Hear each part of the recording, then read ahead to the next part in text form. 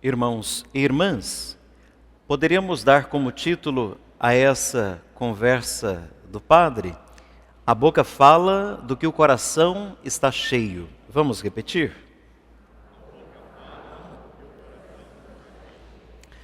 A liturgia da palavra, as leituras da missa de hoje, esse 8º domingo do tempo comum, tem um caráter sapiencial.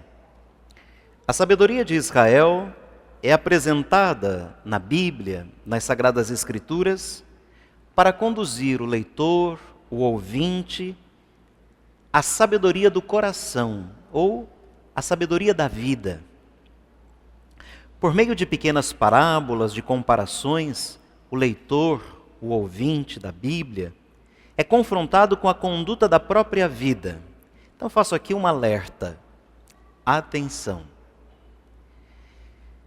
Às vezes a gente vem à igreja, ou vai, sei lá, numa pregação, num retiro, num grupo de oração, ou só à missa, e escuta o pregador falar algo assim forte, que de alguma forma lhe chamou a atenção, e você logo pensa assim: puxa, meu marido tinha que estar aqui para ouvir isso. Puxa, minha esposa que diz: olha, o padre hoje falou exatamente o que o filho precisava ouvir. Atenção! Não é para ninguém que não está aqui na igreja a palavra. A palavra é para você que está aqui. Pega e cuida dela. A palavra é para você, você que está ouvindo. Não fique julgando, não fique tentando encaixar a palavra na vida de ninguém a não ser na sua. Ok? Sim ou não? Depois dessa lapada vai dizer não, né? Às vezes a gente corre esse risco, sim, de não mudar de vida porque a gente sempre acha que serve para o outro. E que horas serve para a gente? A palavra revela o que há de mais profundo no ser humano, a sua intimidade, os seus defeitos e as suas qualidades. Como aconselha o autor do livro do Eclesiástico, chamado Jesus Ben Sirac, não elogies ninguém antes de ouvi-lo falar. Daqui dá para pensar, né, quando... Deixa eu ver aqui como que está. Dá para pensar quando você estava interessado no rapaz ou na moça, e daí via o encanto, a formosura, tudo palavra antiga, né? A formosura, né? Via a aparência bonita, os contornos, e punha o seu plano em prática, o seu plano de sedução em prática. Daí você conseguia um encontro com a pessoa, e quando chegava lá, você ficava pensando: meu Deus, onde é que fui parar, né? Que hora que acaba isso? Me livra daqui. Por quê? Toda beleza estética, toda beleza aparente não correspondia ao interior. Não saía nada com nada da pessoa. Então, não elogie ninguém antes de ouvi-lo falar, diz aqui o sábio do livro do Eclesiástico. É pela fala, pelo discurso, que a pessoa se revela. Ela apresenta gratuitamente ao outro e ao mundo o tesouro da sua intimidade. As redes sociais trouxeram, nem sei se felizmente ou infelizmente, muitas surpresas para a gente, porque todo mundo começou a falar, e de vez em quando a gente escuta umas pessoas falarem e a gente não acredita que tal pessoa está falando aquilo. Porque antes, quando era só assim, a gente via, né? Dava uma ceninha, um bom dia, como vai, tudo bem? Ficava por isso mesmo, né? Ah, passa lá qualquer hora, a gente precisa se encontrar, não sei o quê, mas nunca se encontrava, ficava por isso. Aí agora você começa a ler, ouvir tudo que a pessoa pensa e você fica assustado de ver que tal pessoa, que parece tanta coisa, não expressa tanta coisa que parece. A pessoa que fala, ela tem uma boa oratória ou uma sabedoria de vida? Ela tem uma necessidade de impor-se sobre o outro, ou ela está comunicando a vida que flui do seu interior? É preciso evitar julgar as pessoas. As aparências enganam, como diz a música, aos que odeiam e aos que amam. Veja, não agora pensando nas aparências, né? Mas se você odeia alguém, que disposição você tem de enxergar o que a outra pessoa tem de bom se você a odeia? Acho que nenhuma. Se você ama, está apaixonado, como eu dizia outro dia, né? Meio abobalhado, está apaixonado, que disposição você tem de enxergar os defeitos e os erros da outra pessoa? Então, as aparências enganam aos que odeiam e aos que amam. Há aquele certificado ISO 9000, ISO 9001, ISO 14000, ISO 14... É um certificado de boas práticas e que faz com que empresas tenham assim uma melhor aceitação ou desenvolva negócios com mais com menos dificuldades, digamos assim. Então, o certificado ISO 9000 não sei qual, daquilo que a pessoa é na sua totalidade, está na palavra certa, dita na hora certa, do jeito certo e para a pessoa certa. Às vezes a confusão que você criou não foi exatamente pelo que você disse, mas o modo e a hora que você disse. Vou fazer perguntas, 2 pelo menos, e vocês podem me responder em voz alta, sem nenhum medo. Primeiro, você gosta que mintam para você, sim ou não? Sem medo. Você alguma vez já mentiu para alguém, sim ou não? Bonito, né? Que a gente não queira ser tratado com leviandade, em algum momento a gente tenha sido leviano com alguém. Mas assim, não sou mais criança, não sou tão afoito, não sou, acho que idiota, para não saber que todos, num grau mais menos, minta de vez em quando. O problema é que, quando a gente pauta a vida da gente pela mentira, a vida da gente vai ficando inautêntica. Quando a gente pauta a vida da gente pela mentira, a gente começa a acreditar na mentira que a gente conta quando ninguém mais está acreditando. Então a gente tem que se livrar de ter a mentira como princípio da vida. E toda vez que a gente mente, a gente está à procura de salvar a pele da gente, não a alma, a vida da gente. Pode ver, toda vez que a gente mente é mais para salvar a pele da gente, para sair de uma situação. Então, o ato segundo da mentira é que vai dizer se a gente é mentiroso ou não. Se a gente corrige o que precisou dizer sem ser verdade, ou se a gente vai contando uma depois da outra para justificar a primeira e daí não para mais nunca. De todo modo, né, o que eu queria com essas 2 perguntas nem era isso, era dizer assim, todos nós queremos a verdade. Sim ou não? O problema, às vezes, é que a verdade vem como um caminhão despejado assim de uma vez. Pá! Aí a gente não suporta. Então, verdade sempre. Mas tem hora, tem jeito, tem até colorido. Mas a verdade sempre. O que a gente não suporta é a mentira. A verdade, talvez a hora, talvez o jeito, talvez a forma, não. Mas a verdade será sempre mais importante e construtiva que a mentira. Não existe mentirinha inocente. Mas o que nós estamos aqui procurando é falar da expressão do nosso interior, né? Há pessoas, a gente já ouviu tanto dizer isso, esse ditado, né? A pessoa que de boca fechada é poeta. Já ouviram isso? Se a pessoa não abrir a boca é poeta, né? Se abrir a boca é um desastre. Há pessoas cuja palavra acalma, eleva, suaviza, orienta, pacifica, inspira, educa, provoca e cura. Palavras sábias, elas constroem pontes, elas fortalecem amizades, elas edificam o amor. Uma simples palavra inoportuna é capaz de minar a confiança entre as pessoas e arruinar as amizades. Não sei se você já teve alguma experiência de ter dito uma palavra errada, de um jeito errado. Vou dizer uma que eu tenho ciência que certa vez fiz Não tenho nenhum prazer de dizer isso, mas para ver assim como que uma palavrinha inoportuna pode causar um desacordo, né? E aqui eu vou dizer uma coisa bem inocente ainda, né? Razoavelmente.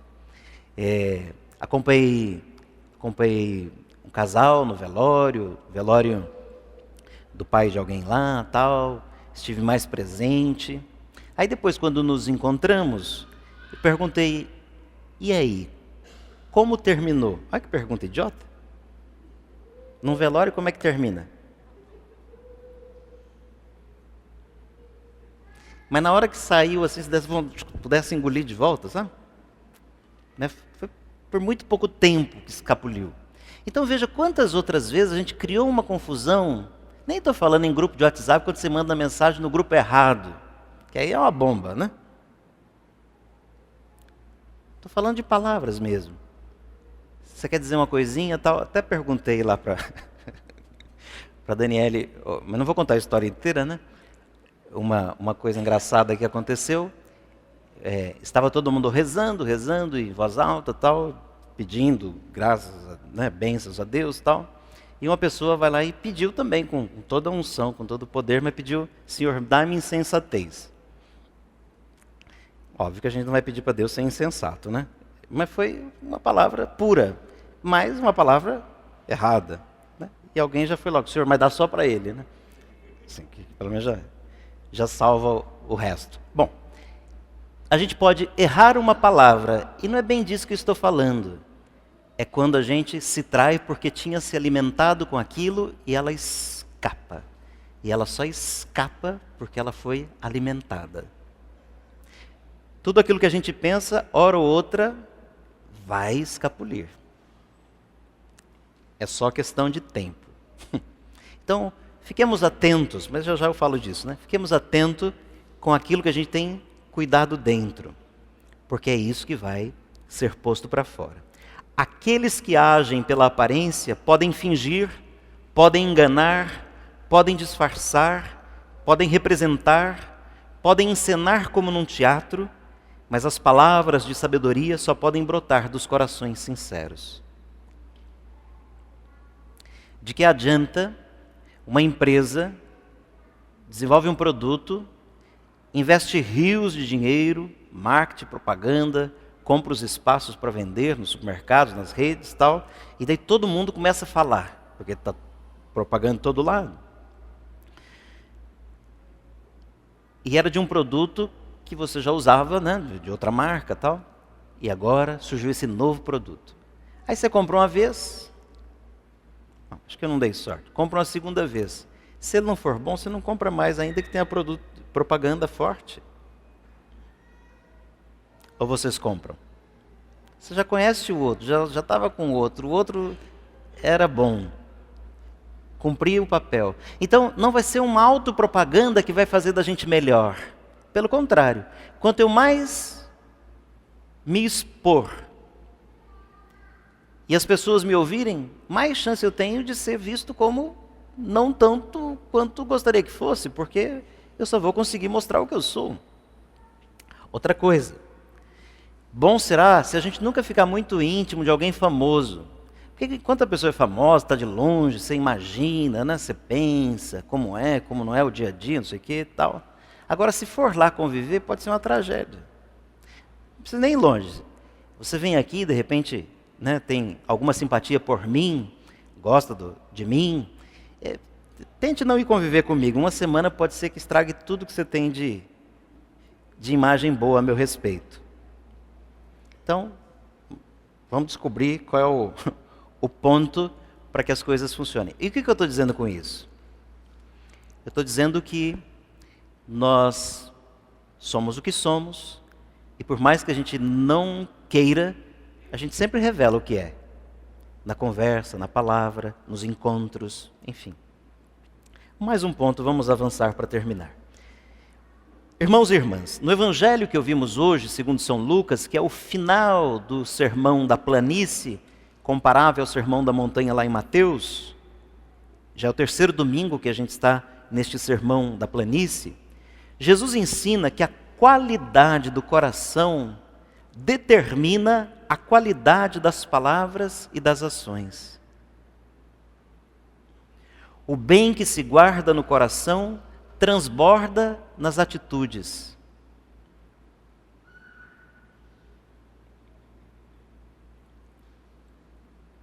A boca fala daquilo que o coração está cheio. Coisa simples, né? Se a gente tem aqui um balde, e daí abre a torneira d'água e começa a encher o balde, do que mesmo? Do que a gente está enchendo o balde? De água. Vamos lá? Do que é água? E de repente esse balde começa a transbordar, ele vai transbordar o quê? Aí a gente vai agora encher esse balde de cerveja, né? Tem uns que gostam, daqui a pouco vão tomar alguma, né? Então, estamos ali enchendo esse balde de cerveja. Daí ele está enchendo do que mesmo? E de repente ele começa a transbordar. Ele transborda o quê? É tão simples isso que vocês não estão nem muito interessados em me ajudar, né? A gente transborda o recipiente com aquilo que a gente o está enchendo. É isso que Jesus está dizendo, que do coração da gente há um transbordamento. E esse transbordamento se dá pela palavra, pela boca. Lembra-se outro momento do Evangelho quando Jesus diz: o que torna impura uma pessoa não é o que entra nela, não é o que ela come. O que torna impura uma pessoa é o que sai do seu coração, porque é do coração que surgem todas as más ações e as boas também. A boca fala daquilo que o coração está cheio. Tentemos, portanto, atenção, tarefa, tentemos, portanto, ouvir aquilo que nós estamos falando todos os dias. Procure pôr reparo no que você anda falando. O que a sua boca tem dito? Do que o seu balde tem transbordado? E não tenha medo. Se perceber que o que está transbordando não é aquela água límpida, precisa fazer uma conversão, uma troca de conteúdo, uma mudança. Fiquemos atentos às palavras que a nossa boca tem pronunciado. Sobretudo, fiquemos atentos ao nosso interior, porque é do interior, é do coração da gente que as palavras brotam. Talvez nos preocupemos demais com o julgamento que os outros fazem de nós. Mais importante, entretanto, é cuidar para que a palavra que nós estamos dizendo expresse exata e sadiamente a nossa condição. E qual é a nossa condição? De gente que tem luz e sombra, de gente que tem contradições, de gente que não é só boazinha, de gente que não é só mazinha. Todos nós. São Paulo não diz isso? Que dentro de nós habita, como numa guerra, o querer e o não querer, o bem e o mal, digamos assim. Eu acabo fazendo aquilo que eu sei que não deveria fazer e não faço aquilo que eu sei que eu teria a obrigação de fazer. É vigilância, é cultivo do interior, da vida interior. Às vezes a gente cultiva muita coisa, tem hobbies, etc. Não está nada errado. Mas a gente não cultiva uma vida interior, uma vida espiritual.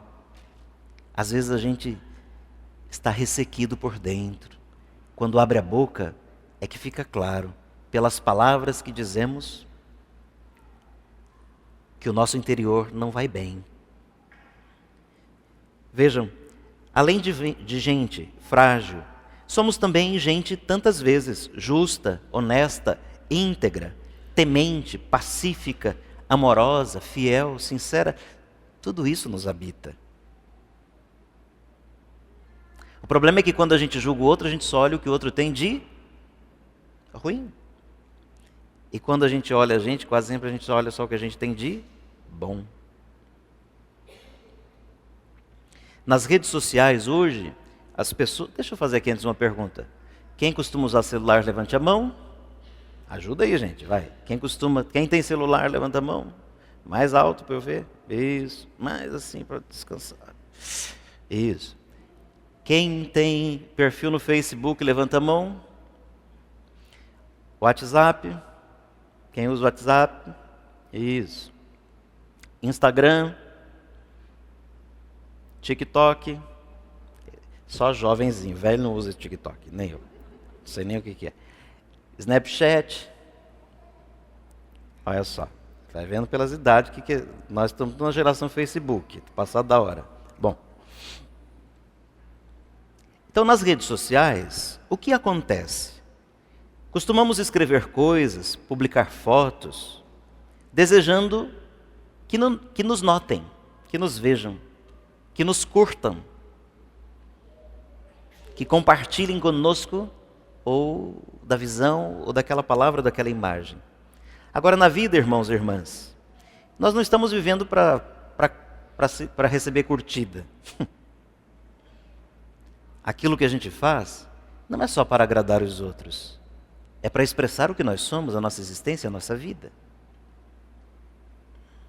E daí, com curtida ou sem curtida, somos o que somos. Com aplauso ou sem aplauso, somos o que somos. Com aceitação ou sem aceitação, somos o que somos. Me parece que é por aqui que a palavra hoje quer nos ajudar a pensar na vida. E especialmente, somos discípulos de Jesus. E como os discípulos de Jesus, precisamos viver cultivando o desejo da santidade e buscando em Deus a força para consegui-lo. O que você tem cultivado no seu interior é o que tem saído pela sua boca e pelos seus atos, pelas suas atitudes, pelas suas mãos. Afinal, quem é sábio? Sábio é aquele que fundamenta a sua vida na Bíblia, na palavra de Deus. Sábio é aquele que sabe que Deus, como diz São Paulo na segunda leitura de hoje, que Deus não deixará sem recompensa o nosso sacrifício e o nosso cansaço. Diz ele assim, com isso eu termino: amados irmãos, sejam firmes e inabaláveis, empenhem-se cada vez mais na obra do Senhor, certos de que os seus cansaços não são em vão no Senhor. Vai ser a mensagem da Quaresma? Não nos cansemos de fazer o bem. Não nos cansemos de fazer o bem. E isso só será possível se a gente cultivar no interior da gente o bem. Louvado seja nosso Senhor Jesus Cristo.